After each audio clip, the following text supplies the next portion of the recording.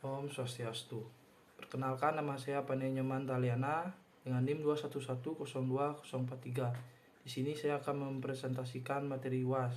Saya membawa materi struktur interkoneksi.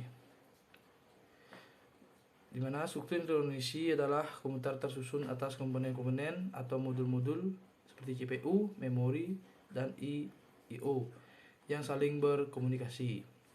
Kumpulan lintasan atau saluran berbagai modul juga disebut struktur interkoneksi.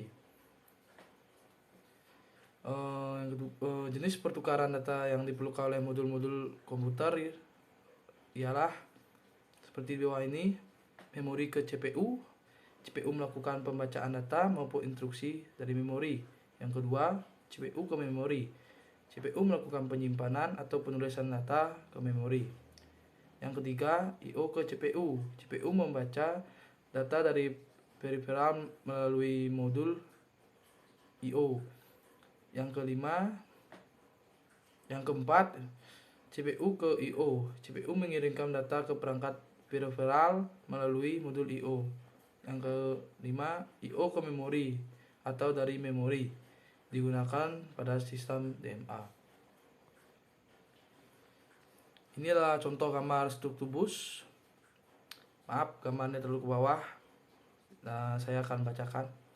Yang pertama, struktur bus. Data bus adalah lintasan bagi perpindahan data antar modul. Address bus digunakan untuk menspesifikasi sumber dan tujuan data pada bus data. Kontrol bus digunakan untuk mengontrol bus data, bus alamat, dan seluruh modul yang ada. Saluran alamat atau address bus digunakan untuk menspesifikasikan sumber tujuan data pada bus data. Yang kedua, digunakan untuk mengirim alamat Word pada memori yang akan diakses CPU. Yang ketiga, digunakan untuk saluran alamat perangkat modul komputer saat CPU mengakses suatu modul. Yang keempat, semua peralatan yang terhubung dengan sistem komputer agar dapat diakses harus memiliki alamat. Yang kedua, fungsi saluran kontrol bus. Saluran kontrol atau kontrol bus digunakan untuk mengontrol bus data, bus alamat, dan seluruh modul yang ada. Sinyal kontrol terdiri atas sinyal pewaktuan adalah sinyal pewaktuan menandakan validitas data dan alamat. Sinyal perintah adalah sinyal perintah berfungsi membentuk suatu operasi. Prinsip operasi bus. Operasi bus pengirim data ke modul lainnya. Yang pertama, meminta penggunaan bus.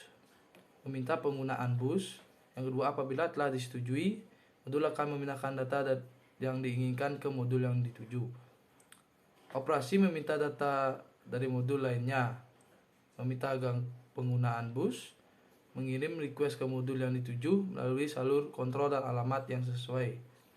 Yang terakhir, menunggu modul yang dituju mengirimkan data yang diinginkan. Terus di sini ada jenis-jenis bus.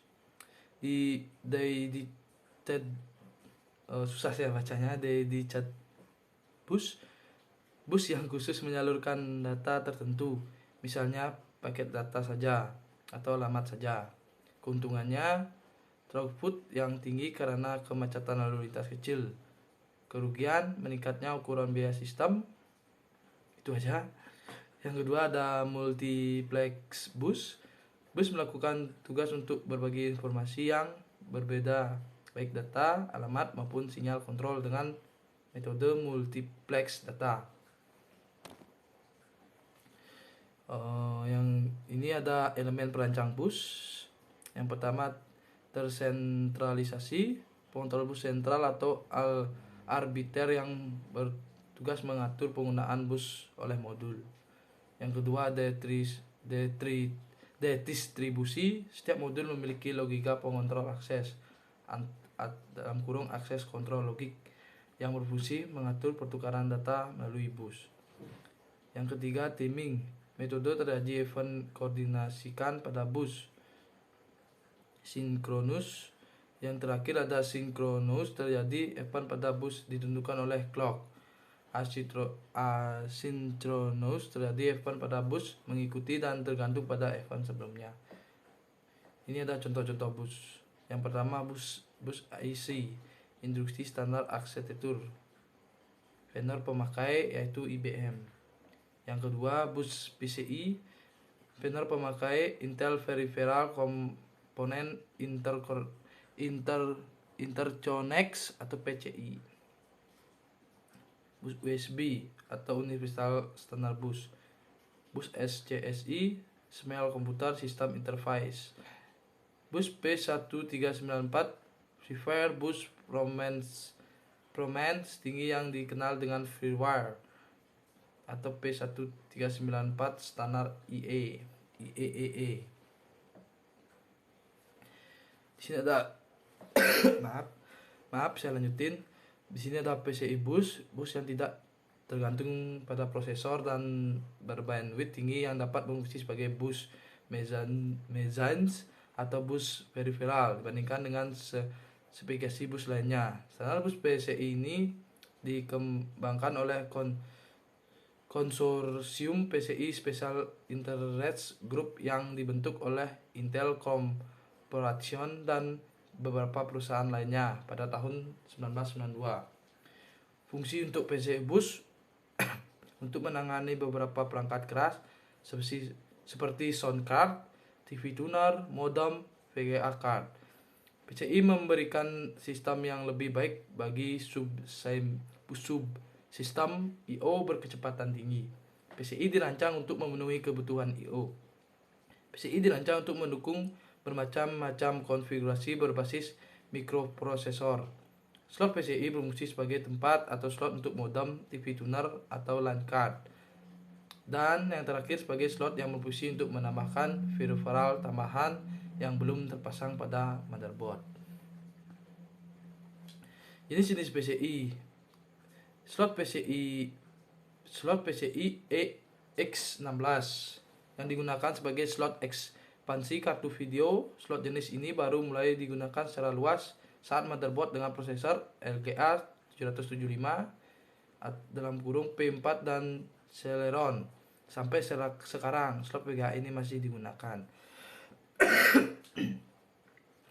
Slot AGP merupakan slot ekspansi yang digunakan untuk menggantikan slot PCI yang sudah tidak mencukupi lagi dalam menangani lalu lintas data antara CPU dengan kartu video. Slot PCI merupakan slot yang bisa dibilang multifungsi karena sangat banyak virtual komputer yang menggunakan slot PCI, dari mulai VGA, Ethernet card, LAN card, sound card, USB card, dan SATA card. Yang terakhir, slot PCI EX1. Sama seperti slot PCI, kegunaannya sangat banyak, namun belum banyak yang menggunakan slot ini. Maaf.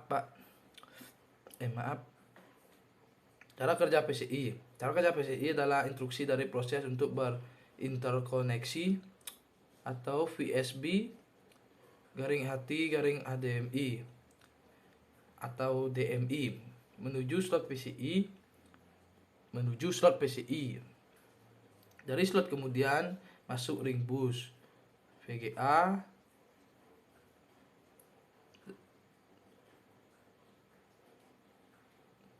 jika yang diproses adalah visual atau sound card, jika yang diproses adalah suara. Tekstur yang telah diproses disimpan dalam VRAM. Begitu semua tekstur lengkap dari alamat dikirim per frame atau part atau bagian ke prosesor, kemudian dibagikan ke koresponden (part VGA, audio, atau modem). Sekian presentasi dari saya. Saya ucapkan terima kasih. Om Santi Santi Santi Om.